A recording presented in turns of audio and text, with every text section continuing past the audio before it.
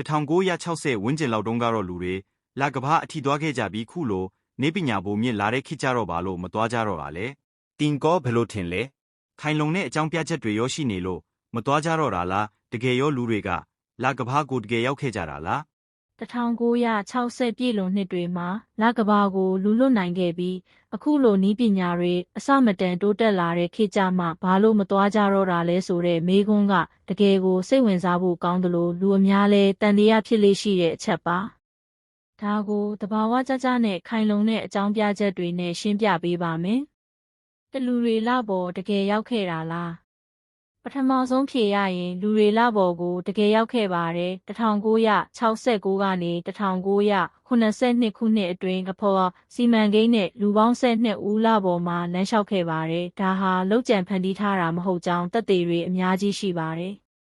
လပေါ်ကကြောက်ခဲများအပိုလိုအာကာသယာဉ်မှူးတွေဟာလပေါ်ကနေ382ကီလိုဂရမ်လောက်ရှိတဲ့ကြောက်ခဲတွေကိုကဘာမြေကိုတည်ဆောင်လာခဲ့ပါတယ်။ဒီကြောက်ခဲတွေရဲ့ဖွဲ့စည်းပုံဟာကဘာကကြောက်ခဲတွေနဲ့လုံးဝမတူပါဘူး။မှန်ပြန်ဟက်ကရိယာများလပေါ်မှာအာကာသယာဉ်မှူးတွေထားခဲ့တဲ့ laser ranging retroreflector တွေရှိပါတယ်။အခုချိန်ထိကဘာကနေလေဆာနဲ့ပစ်ကြည့်ရင်အဲ့ဒီမှန်တွေကနေအလင်းပြန်လာတာကိုတိုင်းတာပြီးလားနဲ့ကဘာအကွာအဝေးကိုတွက်ချက်နေတော့မှာ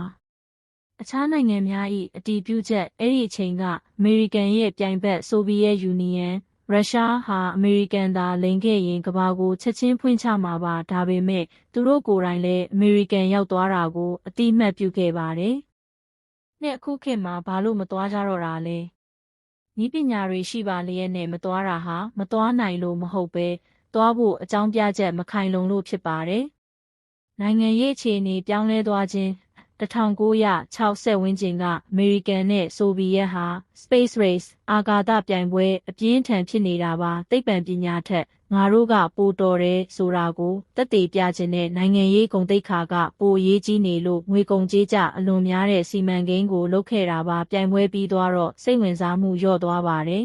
။ကုန်ကျစရိတ်အလွန်ကြီးမားခြင်းလပေါ်ကိုလူတစ်ယောက်လှုပ်ဖို့ဆိုတာဒေါ်လာဘီလီယံပေါင်းများစွာကုန်ပါတယ်။အခုခေတ်အစိုးရတွေကအဲ့ဒီငွေတွေကိုကျန်းမာရေးပညာရေးနဲ့တခြားလက်တွေ့ကျတဲ့နေရာတွေမှာပဲသုံးချင်ကြတာပါ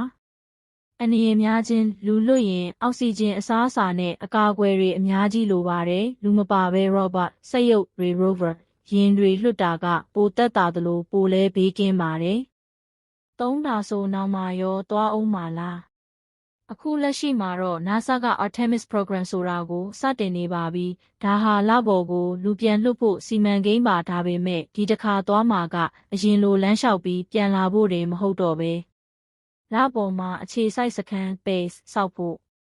လကိုခြေကုပ်ယူပြီးအင်္ဂါဂြိုလ် Mars အထိခရီးဆက်ဖို့ရည်ရွယ်ထားတာပါ။